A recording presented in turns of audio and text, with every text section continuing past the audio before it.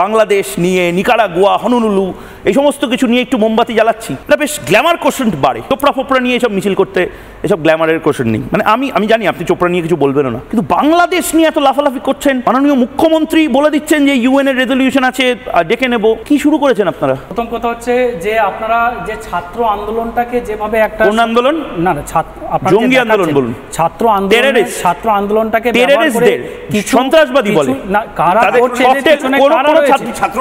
ছাত্র রাজনীতি শুধু করিনি আমি, ছাত্র রাজনীতি, আমি ছাত্র সংগঠন, শুনুন আমি ছাত্র রাজনীতি করে, আরে শুনে নিন ছাত্র আন্দোলন জঙ্গি বলবে কিনা? আরে জঙ্গিকে জঙ্গি বলবো না তো কি বলবো?